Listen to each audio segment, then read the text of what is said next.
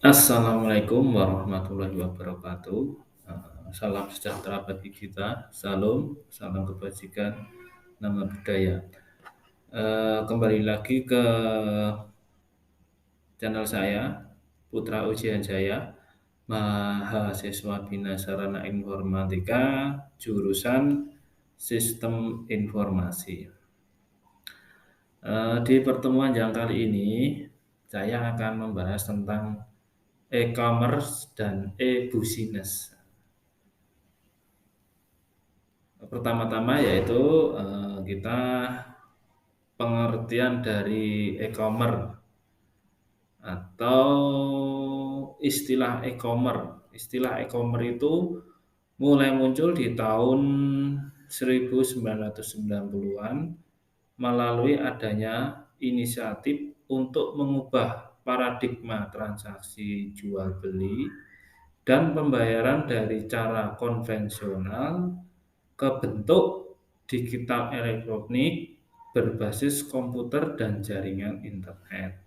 Itu istilah dari e-commerce. Kemudian e-commerce adalah apa sih pengertian e-commerce? Nah, di sini pengertian e-commerce adalah suatu kegiatan yang bersifat komersial menggunakan teknologi informasi yang memberikan nilai tambah kepada pelanggan. Untuk proses e-commerce sendiri dilakukan dari hulu ke hilir. Untuk e-commerce sendiri itu lebih menekankan kepada transaksinya ya. Jadi saya kasih barang ke pembeli, kemudian pembeli kasih uang ke saya. Nah, di sini maka akan terjadi transaksi e-commerce. Nah, itulah pengertian e-commerce. Untuk contohnya jual beli atau pembayaran yaitu dengan menggunakan kredit atau e-pay dan transfer. Selanjutnya e-business. E-business itu apa? Istilah e-business muncul setelah adanya fenomena mengenai e-commerce di jagat internet dan kemajuan teknologi komputer, baik dalam perangkat keras komputer maupun perangkat lunak komputer, serta kemajuan dari teknologi internet itu sendiri. Untuk e-business sendiri itu ada 7 elemen ya. Yang pertama atau A, kompetitif strategi, yang B, business strategi, kemudian yang C, value chain, kemudian D, employees, yang E, customer, yang F, market segment, dan yang G yaitu business unit. Kemudian business mempunyai skop yang lebih luas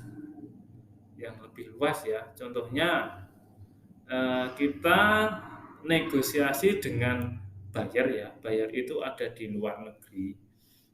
Kita bisa melaksanakan telekonferensi untuk membahas atau menerangkan produk kita atau membahas masalah bisnis tersebut melalui telekonferensi. Bila mana di situ itu sudah terjadi percakapan, maka kita akan tinggal mengirimkan sampel saja ke sana. Setelah itu sampel dikirim, misalkan barang cocok, baru kita bikinkan. Itulah gambaran dari e-business. Kemudian kita pasti penjual dan pembeli pasti akan ibaratkan untuk mengirim barang dan mengirim uang kita pasti akan merasa was-was ya. Was-was itu apa? Nanti takutnya barang itu akan tidak sampai, atau uang itu akan hilang. Nah, makanya di sini ada cara-caranya ya untuk mengetahui, tentang e-commerce tersebut itu, valid atau tidak, bonefit atau tidak, yaitu yang pertama dengan cara rekam jejak. Rekam jejak itu kita bisa melihat dari website ya, kita lihat dari internet, kita lihat reviewnya, kalau itu reviewnya bagus, ratingnya tinggi, berarti kita bisa 98% memastikan bahwa itu kemungkinan bagus. Nah, itu dari website. Untuk yang kedua, kita cek alamatnya, misalkan masih HTTP, berarti belum benefit. Gampangnya seperti itu ya. Kalau HTTP berarti belum benefit. Bila mana menggunakan HTTPS, itu berarti sudah benefit. Berarti kita transaksi menggunakan HTTPS itu lebih aman. Itulah e-bisnis. Kemudian e-commerce adalah bisnis online. Nah, meliputi 5 e-commerce. Nah, yang pertama yaitu e-commerce sosial media show, yaitu paling sederhana pelaku penjual dengan target pasar lingkungan sosial, berarti cuma di sekitar kita aja ya. Nah, contohnya apa? Jualan melalui FB, marketplace, kemudian IG. Nah, itu e-commerce sosial media. Yang kedua, e-commerce online. Nah, target dari pasar yang lebih luas, contohnya Bukalapak, terus marketplace.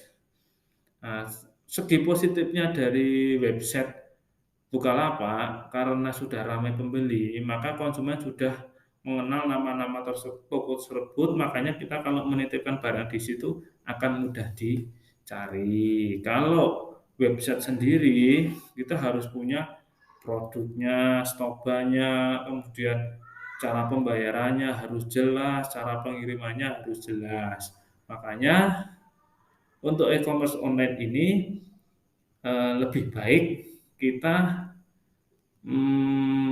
menggunakan toko-toko yang online yang sudah disediakan daripada menggunakan website sendiri, gitu ya. Itu e-commerce online. Kemudian yang ketiga, e-commerce classified. Nah, apa sih itu? Yaitu pembuatan sarana untuk pedagang atau iklan baris. Nah, di sini gitu berarti misalkan di YouTube ya, kita buka YouTube ternyata kemudian, ada iklan lewat. Nah, disitulah namanya e-commerce classified. Profit atau penghasilan dari e-commerce online ini adalah, eee, yaitu dari premium listing atau live chat atau iklan tersebut. Contohnya yaitu OLX, Shopee, Bukalapak, dan Tokopedia. Yang keempat adalah e-commerce marketplace. Untuk pelaku dan penjual terlibat langsung dalam transaksi jual beli tersebut. Itu contohnya adalah Tokopedia dan Bukalapak. Yang kelima adalah e-commerce shopping mall. Shopping mall. Pelaksanaan e-commerce terlibat atau pelaku e-commerce terlibat langsung dalam transaksi dan pengirimannya. Nah, itulah 5 e-commerce dalam bisnis online. Saya cukupkan sekian dulu pengertian e-commerce dan business, kemudian e-commerce bisnis online itu meliputi 5, sudah saya terangkan. Bila mana nanti ada pertanyaan, monggo silahkan cantumkan di kolom komentar. Untuk pertemuan ini saya cukupkan sekian. Selamat beraktivitas. Wassalamualaikum warahmatullahi wabarakatuh.